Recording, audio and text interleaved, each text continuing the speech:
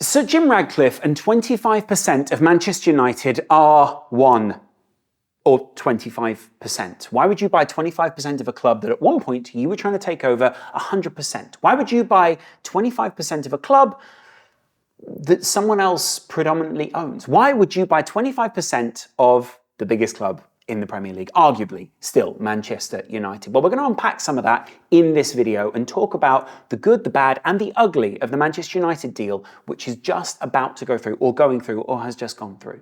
We don't really know where it's at this point. And we aren't really sure about certain elements, but the questions and the answers give some indicators as to what is going to go on in the immediate future, and indeed over the next 3, possibly even 10 years at Manchester United. A lot of good videos being made about this, and I cannot purport to be a Manchester United fan, but do I have a horse in the race? Am I interested in Manchester United? Is Manchester United a huge institution which has shaped a lot of my footballing and sporting life? Yes. Before we go any further, I want to acknowledge one thing. I think this confirms a lot of what we thought, a lot of our suspicions around a lot of owners in football right now, but specifically the Glazers. And the fact that we thought they were trying to squeeze a lot of value from the club, the thought that we basically knew they weren't trying to sell as a whole to anyone. I mean, maybe they entertained that idea for a little while, but I think what they were trying to do was squeeze maximum value out of the club. And the deal that they did with Jim Radcliffe, or the deal that they're doing, seems to do that for them. What it allows them to do is get some immediate value out of him and obviously make some money, profit from that, or whatever it is, right? In the long run, they can inflate the price of the club because they know in the long run there may be a Super League, there may be, another bumper TV deal. It also allows them to work out their own timeline as to when they let go of the overall sporting entity. If a Super League comes along, they're in and they can just cash out. If a Super League doesn't come along, they're not really going to lose all that much value from the club. They've already banked some of that with what Sir Jim Radcliffe has already given them, a huge amount of money in the first place. And it also means that business-wise, they're just maximizing their potential of making profit, right? And that is ultimately what Manchester United has been for the last few years. Something that a load of billionaires can just rinse and keep rinsing. And that angers me as a fan. It angers me as someone who covers the sport in general. I get it. Like, obviously, you see me as a Liverpool fan. That's fine. I've had my own club potentially rinsed by some Americans before. I've had other people come in and make bids that didn't really mean anything. We were promised a spade in the ground, blah, blah, blah, with all minutes time. So I'm always cynical of the billionaires who come in and promise a lot. I think what we're seeing here is the fact that it's kind of confirmation that we know of what we already know, which is, in the long run, they believe there is a lot of money to be made from sport in general, but specifically football. They know that Manchester United isn't going to go down in value in the immediate future. And what they want to do is ride the rise of the Manchester United value up over the next couple of years, and ultimately then just off we pop. To an extent, it's smart. Like, you almost have to give them some form of credit for that, because it's like, wow, how have you guys done this? How have you guys managed to...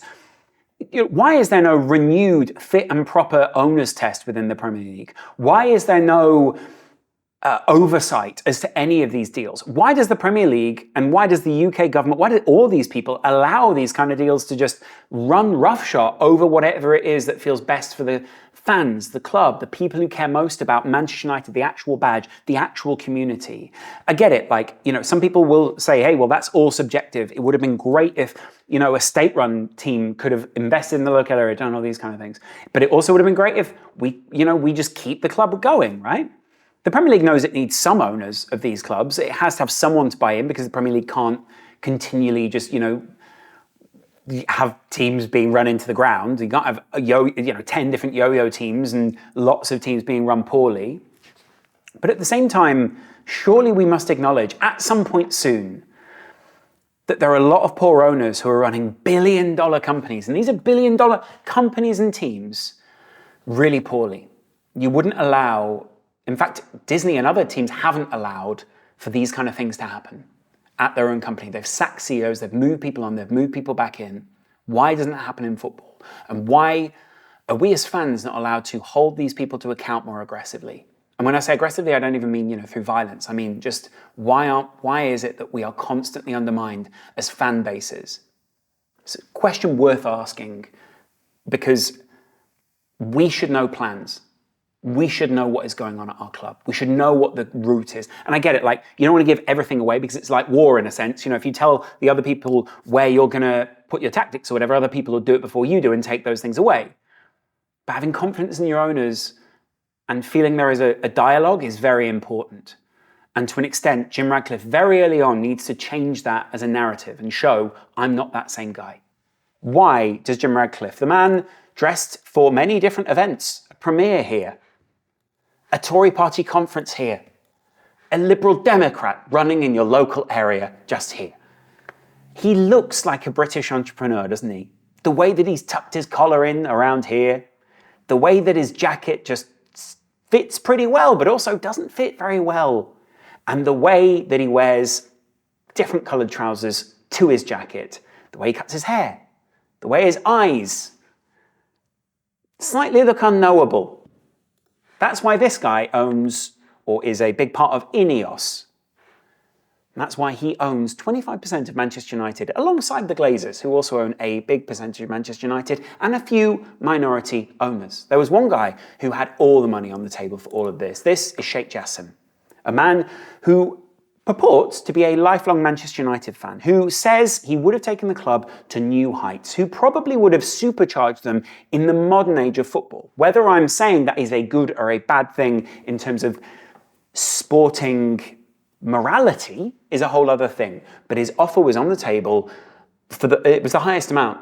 I mean, it was the highest amount overall. Has now been withdrawn. He is no longer in the race to sign a big contract to buy Manchester United as a whole entity. And so we can question and conclude a lot from that, right?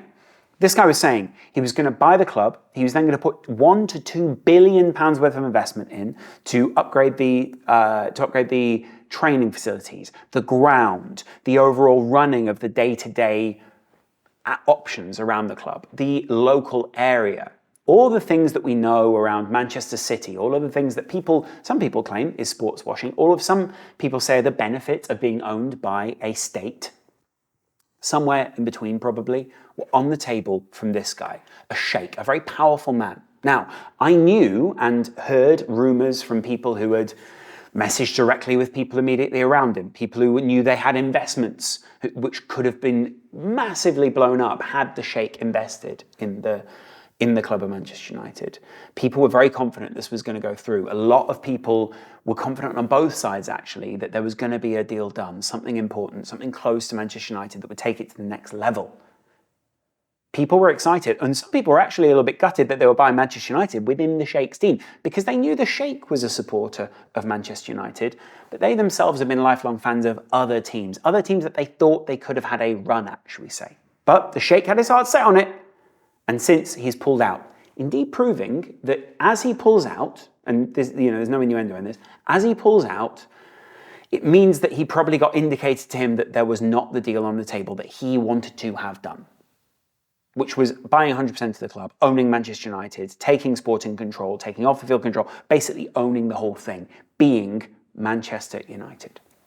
That's not what the Glazers wanted to put through. So this guy couldn't do it. Of course, if we're now going to look at the rest of the Premier League table, what that means is another club is probably in the running to be bought now. We can talk about why so many people are buying football clubs, why so many people are interested in these huge entities within the Premier League, and why only certain clubs are probably of interest to someone like the Sheikh. You need something you can supercharge pretty quickly, already has money coming in through the door, already has a form of history that you can kind of co-opt in a way. Manchester United had that, Arsenal had that, Spurs had that. To an extent, Man City had that, though Man City have actually manufactured and produced some of that more recently. Could that mean that now we see, a takeover for West Ham, a takeover for, you can't really buy Chelsea, I don't think you're going to get Chelsea, Liverpool, possibly even Spurs or Arsenal? Will they shift their focus very quickly, try and go somewhere else, try and put their billions into another Premier League club and prove that it was a mistake not to sell Manchester United to them? Most possibly. And that will be alongside the backdrop of Sir Jim Radcliffe, here shown as a Tory, here shown as a Liberal Democrat, or indeed a Green Party leader. A man who had investment from Ineos, a website which shows this kind of thing. Guys, I can't tell you enough how important it is to get someone who is good at Photoshop and indeed Microsoft Word, otherwise your website will look like this. Though weirdly, a lot of people in business seem to like these kind of graphics. I know, I don't get it either. If I was in school and I turned something like this in, my teacher would say, try again. But Jim Radcliffe and the Ineos team seem to think that that kind of graphic is acceptable. I wonder if that's why they got away with it. People in business are bad at graphics. We saw it with the Super League, we see it here, and I can't imagine. Anyway, Chelsea at one point were on Sir Jim Radcliffe's radar, despite the fact that he is a Manchester United fan. They were available, he had the money, he could have put it up. At one point, there was a deal on the table to buy half of Barcelona. Wipe a lot of the debt away, give them some long-term spending, all these kind of things. The money that went into the club then could have been spent, blah, blah, blah. He owns Nice. They own Nice. Ineos own Nice. Ineos own this club. Why don't the PNGs work? There we go. I've been to Nice very recently. I've been to the training ground. I've seen the facilities. I've seen the happiness of the players, the club, all these kind of things. You see some of the incredible scouting that is going on there right now. It's not as if Sir Jim is, like an idiot when it comes to investing in these kind of things. But they also own Lucerne Sport, FC Lucerne Sport, who are also a Swiss sporting entity within the Super League there. And they also own a Côte d'Ivoire or an Ivory Coast Ligue 1 club. Côte d'Ivoire being the preferred name. They're a partner to Nice and Lucerne Sport. So there is a little network going on here. Manchester United is a very different entity to Nice, Lucerne Sport, and Racing Club Abidjan. Learning that for the first time. Anyway, since they've been taken over, they've finished relatively reasonably, 9th, 5th, 6th, all these kind of positions, right? They aren't exactly pushing, should we say, PSG right now, although they are this season, because second. Things are changing, though, around Nice, and there is an interest in the overall operations of what is going on there, right? Why? Because now they've got this stake in Manchester United. What does this stake mean at Manchester United? Well, these are call and put offers. What does that mean? Well, when you get into bed with the Glazers, people who, we don't know if they're telling the truth or not, let's be honest. We don't know what's the meaning of life around the Glazers. We don't know what their end goal is. Keep them guessing. Don't let the opposition know your position. That's why it's called the opposition. Call and put offers. Basically, an option which gives the holder the right to buy a stock, and therefore, over time, Sir Jim Radcliffe will acquire more and more and more of Manchester United. He has 25% at the moment, not 24%, 25%. But the difference between 24 and 25% is quite significant in this kind of area, right? Because it means different kinds of control. The right to also sell stock.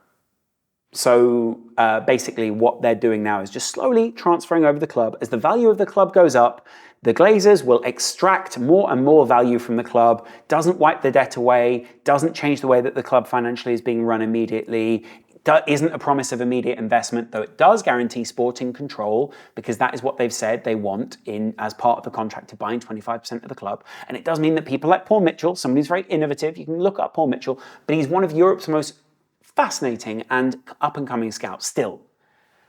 He's someone who's had control in, say, a Monaco. He's someone who's had control in other places where you would say, hey, that's pretty good, actually, that this guy's coming in here. I'd be pretty excited if I knew that someone like Paul Mitchell, one of the best Mitchell brothers, is coming into the club. But also, at the same time, Manchester United need to overhaul other elements, and there isn't a guarantee that they will do that. Carrington, as Ronaldo noted, isn't exactly at the very top of innovation, should we say, right now. At one point, it was easy to innovate in an era when computers and technology weren't really all that much. It was like, hey, have we got some beds here for the players? But now, look, after Ronaldo's brutal assessment, and it was a brutal assessment, he just said it wasn't all that innovative. It wasn't as good as Juve. The places he'd been, arguably, were far ahead. But Manchester United should be up to date with Juve, Real Madrid, all these other big teams. But for 10 years, they've been in stasis. For 10 years, they have been lagging behind the other big teams in Europe, and they were looking for investment. Similarly, in Old Trafford, one of the best atmospheres in Europe, one of the most hostile atmospheres to opposition, one of the best places to go and watch and play your football. Why? Because that's what it has developed into being. That is what the culture is at Manchester United right now. What does it mean for that? Well, we don't know. Immediately, in the immediate term, it probably doesn't mean all that much investment in either of them. It may mean small dribs and drabs of investment. It may mean that as a joint venture, so Jim Radcliffe can put some money in, though we don't know whether he's going to have that money, and the Glazers can put that money in the long term with the goal of selling Manchester United. What does it mean? It means that the plan that was there immediately, that the state-owned club would have allowed Manchester United to put into place, isn't probably going to happen. You can't put the same plan into place with the Glazers at the head of the club as you can with, say, Sheikh Jassim, someone like that. This guy was going to completely change the club, bring them up to date with Man City, bring them up to date with all the other entities which are currently running football at the moment. It's not to say, by the way, that they can't do a different route, because I think some of the received knowledge here is that you need a state-owned club to keep up with everyone else. Chelsea are not a state-owned club, though they haven't put billions in so far. Liverpool are not a state-owned club, though they have put a lot of money in. They've also taken a lot of money out, and there has been an exercise in breaking even, balancing the books there, right? Spurs are not a state-owned club. They're top of the Premier League right now. In fact, if we look at the Premier League right now, Arsenal are not a state-owned club. Villa, questionable. Brighton, not a state-owned club. West Ham, not a state-owned club, though they could be very soon. Newcastle are a state-owned club. Being a state-owned club does not guarantee, by the way, that you will hit the top of the Premier League. But the reason it would have pretty much guaranteed that Manchester United could have been top of the Premier League and would have been able to reinvest a lot is because over recent years, Manchester United haven't exactly done their investing very well. A lot of the money that's gone out on the pitch could have been more. Do you know why? Because the Glazers could have put even more money into Manchester. Essentially, they're a sleeping giant right now. Do you know why? Because the Glazers don't know how to run a sporting entity to its maximum potential. They have sporting investments, but that doesn't mean that they therefore can run it to its very best, can squeeze everything out of the club. And they didn't even need to really squeeze or wring Manchester United out. What they really needed to do was just keep it on the right track. So Jim may change some of that. He has brought sporting success to other entities. This isn't, by the way, the only entity that he owns. He also has, there is yachting involved. There is cycling involved. What he does is he assesses the sport that he thinks he can upgrade, gets in there, and then he goes, cool, how can we try to improve these little elements around here, here, and here, put some investment in, make them a better, overall smoothly run team, and squeeze the best out. Well, he's kind of done that in other places, but he hasn't done that yet in Nice. I know Nice are now decent, right? They're not exactly first, though. Do you get what I'm saying? Though they were never really first. Look, though they could have been first. I think what's happening here is a meeting of cultures. I think what is happening here is, I really want to know whether it was a geopolitical thing that forced Sheikh Jassim out. I really want to know whether it was kind of will the Glazers do business with... I don't want to get into that question because everyone's got a horse in the race. Everyone's got a political entity that they want to attach themselves to. I do wonder openly, though, whether there was something over the last few days that has pushed this to go the other way towards Sir Jim Radcliffe. Sir Jim Radcliffe, by the way, at any billionaire, I think is probably dirty money at the very top of the game. It's never easy to get to the top without trampling on someone, without upsetting someone. So all of this, I want to be state-owned, I don't want to be state-owned thing, I still think is slightly rubbish. Does it mean immediately that Manchester United will get a massive injection? No. Does it mean that over the time, though, Manchester United will develop? Yes. Will Dave Brailsford come in? Will this guy, Paul Mitchell, come in? Most probably. Do they have a thing for men with very little hair? Yes. Does that mean good things for Erik ten Hag? Possibly, though also possibly not, because at the same time, Erik ten Hag currently doesn't have the backing of the players, I don't believe. Currently, he wants more control of the club, which possibly a Paul Mitchell coming in doesn't allow him, though maybe there's a harmony they can reach there. Dave Brailsford coming in will also probably want to change the culture there. It probably means that the current plan that Manchester United have is backed, by the way, by the Glazers and backed by Ineos, whoever else it is. I think a lot of people think that things have been moving around in the background here for a while, and maybe Sheikh Jassim has been used as a bit of a cover for what Manchester United and, well, what the Glazers at Manchester United want to actually achieve. What you have to remember is the Glazers are over here, Manchester United's interests are over here, and you're kind of stuck in the middle as a fan. You want the Glazers to do well because you want Manchester United to do well, or vice versa, right? And you want Manchester United to do well, but therefore the Glazers will do well. Those two things, whilst they might cross over, don't always mean good things for you. What I mean by that is, like, the Glazers don't necessarily have Manchester United's best interest. Just because they want Manchester United to do well doesn't mean that therefore you are going to do the best from the Glazers owning them. What you want is owners of a football club who are going to sacrifice some of their own well-being for your well-being, right? Now, there are very few owners in the Premier League who have done that in recent years. There are very few owners who even have the capability of doing that because those owners feel pain or feel financial strain based around those things. What I can't say is I know that this is bad or good necessarily for Manchester United. In the immediate term, I don't think it's as good as a state-owned club would have been for you. But then in the long term, being owned by a state-owned club sometimes makes you feel morally compromised as a team. So you feel morally compromised though having the owners of the Glazers anyway. So do you get what I'm saying here? There's something to balance there. But Manchester United have been bought. They've got this 25%, and over time they will go more and more and more into Jim Radcliffe's hands. What it means is that in the immediate future, I think Manchester United aren't going to change all that much. But what it will mean is that over things like next summer and over the time of, for instance, Scale to Fit, this all playing out, we will see that Manchester United will change visibly, even if it doesn't mean that the Glazers are no longer the owners. So the Glazers may be the owners in 5-10 years' time still. But it is a slow move towards what Manchester United fans want.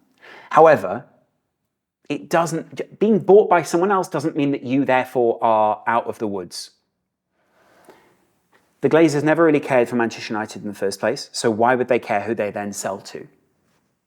And that's not me saying therefore they just sell to anyone, but you get my point. Like, they will probably sell to the people that benefit them the most, not necessarily the people that benefit the club the most. There are different kinds of owners in that sense. And so this, I think we have to be skeptical of. I would be skeptical of any billionaire, rightly so, I think, reset to 100%, because this guy has been going around and trying to acquire Barcelona, a club with a lot of quite toxic debt anyway. Chelsea, a club that you didn't really know the state of. Nice, a club which has kind of stayed in stasis, though is on the up. No, I wouldn't do that. I'd do more like that. But you get my point. And Manchester United, a club that is basically a sleeping giant. I'd really love to know what your thoughts are. I think as a Premier League fan in general, but also as a fan of Liverpool, I've always wanted Manchester United to be stronger. Not because I want to see them doing well, but because I want to see good competition. In my lifetime, I want to watch good sporting spectacles. I don't just want to sit around and go, hey, we absolutely thrash them because they're rubbish. That doesn't bring me pleasure as a fan. The history of Manchester United is storied. The history of Manchester United is pretty incredible if you look at it. Similar to Liverpool, similar to other clubs. Every club's got an incredible history. Manchester United, there is history within that. And that's what these guys are buying into. They buy a name, they buy your voice, they buy your image. I think just saying that a sale is a good thing and saying the simplicity of, hey, it's just Manchester United fans, it's just Manchester United, we'll sell to anyone because, we can. And, we're a huge entity in the first place. We'll do well no matter what. You've been in stasis for the past 10 years now. You need an upgrade. You need things to change fundamentally at the club. It's probably, I would say, being a big club isn't enough anymore. Being a name isn't enough anymore. Other clubs will make better offers. They will show better roadmaps. The hope is that when they bring in the sporting knowledge that Jim Radcliffe has had and mix it with Erik ten Hag or whoever else they bring in as Manchester United, I think this might mean that Erik ten Hag's days are numbered at the club, but we will see. I think that means that smart sporting directors, smart people who come in and say, hey, we know what we're doing here. We know how to instill a sporting culture. We know how to instill sporting knowledge. We know how to get better transfers, bring in more effective people, all these kind of things. That is best for Manchester United. ahead of what the Glazers bring, which is arguably not sporting, but business connections, if not prowess. I don't think they have prowess. It's not a good way of putting it. I would say Manchester United are not immediately upgrading. There are good and bad to Jim Radcliffe getting it. I don't know if in the long run put it this way, you don't buy a club looking to run it into the ground.